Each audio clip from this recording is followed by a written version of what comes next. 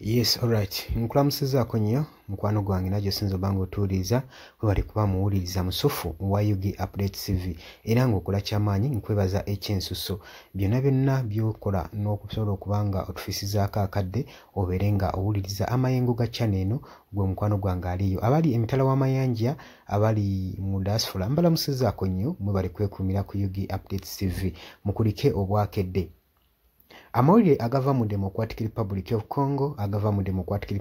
Congo si malungi eri Uganda waffe ono munywanyi waffe Felix Tshisekedi era nga gavumenti y'eggwanga eya DRC wenjogera kati bali mu kasattiro gwe mukwano gwange ali yampuliriza wabula gwe atanatoyongako kirya wansi waliwo ekigambo subscribe kikooneko obeere ng'osobola bulungi nnyo otwegattako.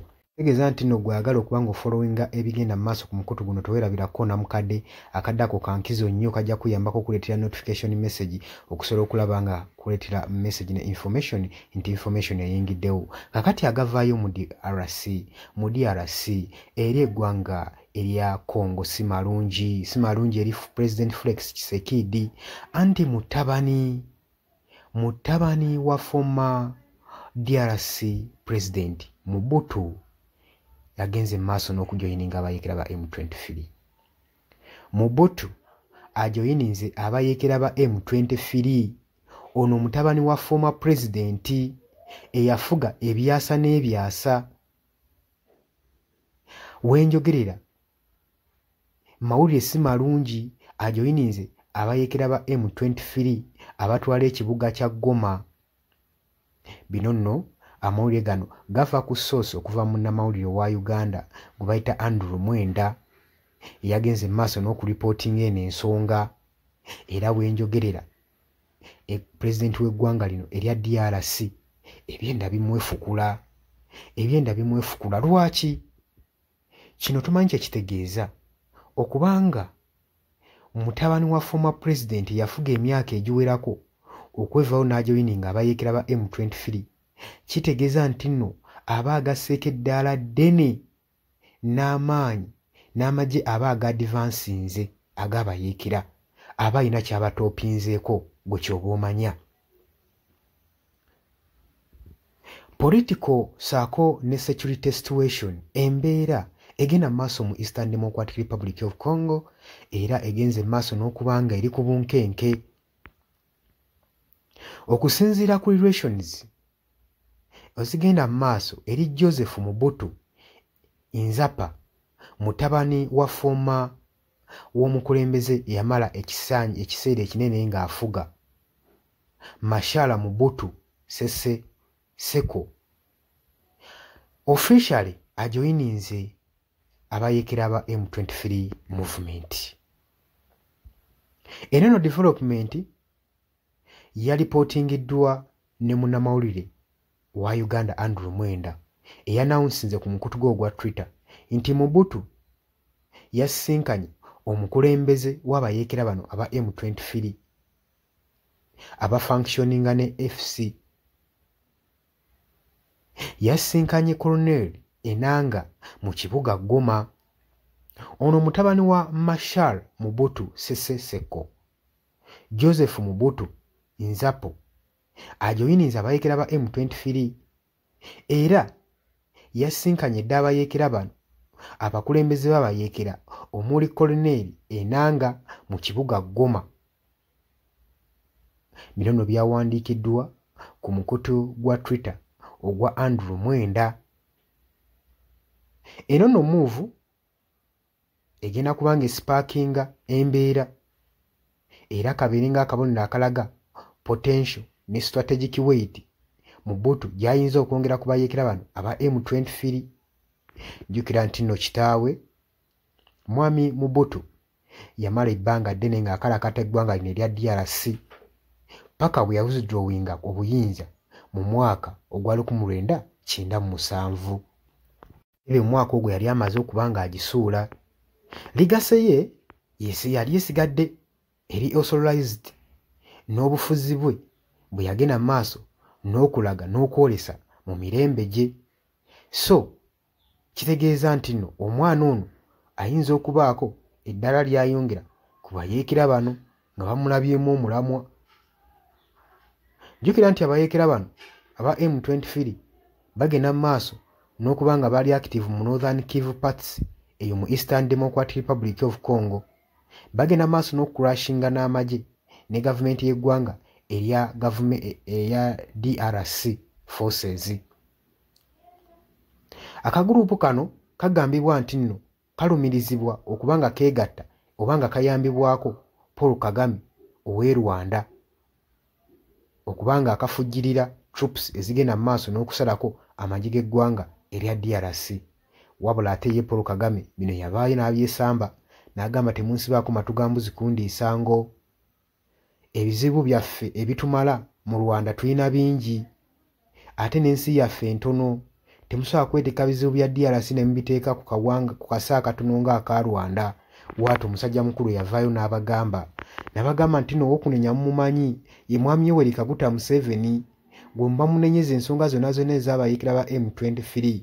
Jjukira nti nno abayeekera bano ba M23 wamu ne Chief of Defence Force Muhoozi Kainerugaba bazze akyogera lwenye ku mukutu gwe ogwa Twitter n'agamba nti n'abayeekera bano singa tebasalako kibuga oba bitundu bya DRC naddala Kisangani nti ye ajja kwesitukira agende yeetabemu abeewambire. Kikulaga ki nti waliwo enkolagana wakati w'abayeekera bano ba M23 ssaako n'amagye ga Uganda aga UPDF nga Gen. Muhoozi Kainerugaba wazza kyatula. Olowooza otya ku nsonga eno gwe mukwano gwange? Nkwanirizaako mu comment section jangu otangaaza eggwanga okusinziira ggwe ebintu engeri gy'obirabamu. Mbagaliza olunaku olulungi era mubeere bulungi mweraba. Yes, nkulamusizaako nnyo mukwano gwange yonna gy'osinzira okuba nga otuwuliriza gwenna omuwuliriza wa UG Update TV. Mukola kyamaanyi nnyo okwekuumira ku mayengo gano. Mmwe abali emitala w'amayanja abali mu diaspora nammwe mbalamusizzaako nnyo sibeerabidde kubanga yemmwe mpagi luwaga abayimirizzaawo amayengo ga channel eno okuba nga ekulaakulana n'okutuusa eddoboozi lyammwe eri abantu be muba mwagala libatuukeko bonna bonna. Abali emitala w'amayanja ye mbamenye ntya abali e Qatar, Dubai, US, UK, abali mu South Africa, abali ku muliraano mu Kenya Nairobi, abali mu Canada, abali mu Dubai, mwenna mbaanirizaako nnyo mwe bali kwekuumira ku mayengo gano aga UG Updates TV. Kakati nno era mu ngeri y'emu twagala obbategeeza mikwano gyaffe nti ennamba y'essimu gye tutadde mu WhatsApp gy'olaba eyo eri mu kikala ekimyufu eri mu People Power Color. Eyo nno gwayagala okuba ng'olanga naffe gy'ogenda okuba ng'oyitako gwe mukwano gwange gwayagala okukola advertisement osobola okuba ng'okuba bizinesi y'abantu enamba gy'oba oyitako ojja kuba ng'osobola bulungi nnyo communicatinga naffe buli kyonna ky'onooba oyagala tuteeseganyeemu nakyo gwe ali eyo ampuliriza. Mbeebazaamu ak'ensusso mmwe abagenze mu maaso okukola omulimu gw'okusubscribinga kweno channel. Buli w'osubscribinga kimanye nti oba oyongeddeko eddaala kweno channel. So mmwe mbeebazaamu ak'ensusso nammwe ababyagaliza ab'enganda bako n'ab'emikwano mbakubiriza okusubscribinga ku UG Updates TV mukolera ddala ekintu ky'amaanyi. Weewaawo naawe gwe atanuma kuba ng'otwegattako nga oliko gwe atuwuliriza osobola okugenda wansi awo waliwo ekigambo subscribe n'okikonamu ojja kuba ng'osobola bulungi nnyo otwegattako. Buli w'osubscribe nga kitegeeza oba ogenda kuba ng'ofollowinga buli kyonna ekigenda mu maaso ekikolebwa ku mukutu guno ogwa UG Updates TV. Kitegeeza ki? Nti gwe ayagala okuba ng'otufollowinga bw'oba omaze okusubscribinga teweerabirako na mukadde genda wansi wali okoonene mukadde osobola okuba ng'ofuna notification message. Buli w'okoona mukadde wabeerawo ka notification message akajja akakulaga nti nno waliwo information erinkinze ku UG Updates TV gwe mukwano gwange ali eyo mpuliriza. Ng'era we mbeebazizza ekyensusso nammwe abajja mu comment section mbeebaza mwebajja ne mukomentinga ne muteekako endowooza yammwe eri eggwanga ne mulitangaaza kubanga njagala mukitegeere.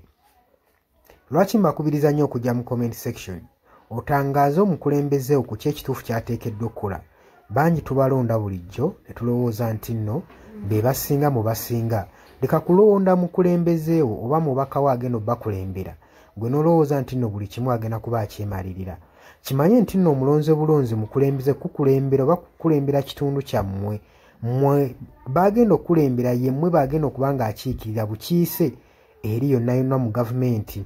So si tekyandibadde kya bwenkanya omulekera obuvunaanyizibwa n'otamu advisinga. Ky'oba olaba mbakubiriza okujja mu comment section muteekewo endowooza zammwe musobole okutangaaza ku bakulembeze bammwe ku biki ebituufu byateekeddwa okukola.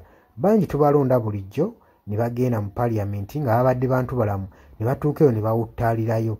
Kitegeeza ki? Nti olina okuba nga buvunaanyizibwa bwo okuzuukusa omubakawo oba olaba nga yeebase ng'omukwano gwange ali eyampuliriza.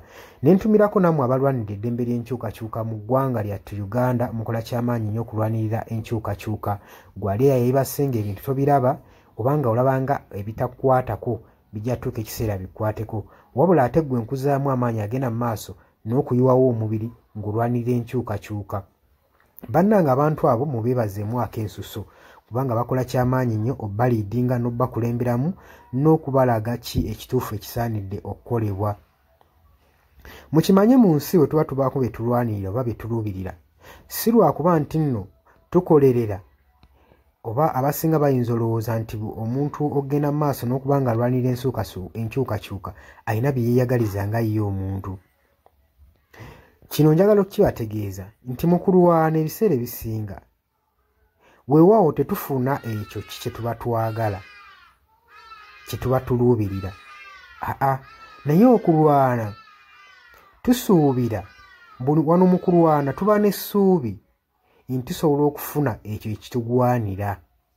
Kati naawe mukwano gwange ali eyo alwanira enkyukakyuka, kino kankikutegeeze, wandibanga nno oli eyo olwana nga tumanyidde ogenda kifunamu, weewaawo oyinza obutafuna ekyo ky'oyagala, naye osobola okufuna ekyo ky'ogwanira. So tulwana olw'enkyukakyuka nga tulwanirira okufuna ekyo kye tugwanira. Kati gwe mukwano gwange ky'ofuna kye kiggwanira eyo gy'oli, wandibanga ky'oyagala okifuna naye kye kiggwanira. Bangi mugenda ne muwambatalira eyo mu bibiina by'obufuzi ne babafujjirira omusimbi. Yesi ssente ozifuna bazikuwa era obulamu bwo bweyagala, naye okakasa ekyo kye bakuwa kibakufujjirira mu kabaasa kye kiggwanira. Ebiseera ebisinga ffe tetulwana olw'okuba nti no twagala kufuna ebyo bye twetaaga. Nedda, wabula tutunuulira nnyo pointi eno nti kye tugenda oba kye tulwanira kyenfuna kyengwanira. Mutuufu ogenda n'oweetunulamu n'olaba nga kyofuna si kyokola ki, si kyogwanira nga ggwe munnansi. Ky'oba ovaayo n'embavu osobole okuba nga olwanirira enkyukakyuka gwe mukwano gwange ali eyampuliriza. Nja basaba kano akatambi tugende mu maaso n'okuba nga tukasheyalinga, buli muntu ategeere kiki ekigwanidde okukolebwa na lwaki enkyukakyuka esaanidde okubeerawo mu ggwanga lyattu Uganda. Si lwakuba nti oli bulungi kati, wabula wandibanga oli bulungi naye ekyo ky'ofuna ky'ogwanira. Ekyo kye kibuuzo, era naawe osobola okujja mu comment section n'onteerawo endowooza yo nti gwalemesa enkyukakyuka ky'ofuna ky'olwanira. Muli ku Yugi Updates TV ku musinzi oba nga mutuwuliriza, mwebale kwekuumira ku mayengo gano. Ngenda maaso n'okukubiriza mmwe abatannatwegattako, kirira wansi waliwo ekigambo subscribe, kikoonemu obeere ng'otweyungako. Ennamba eyo gye ntaddeawo nabagambye dda gwagala okulanga naffe gy'oba oyitako ojja kuba ng'osobola okommunikatinga. Mbaagala nnyo, mweraba era nga mbaagaliza ebisinga.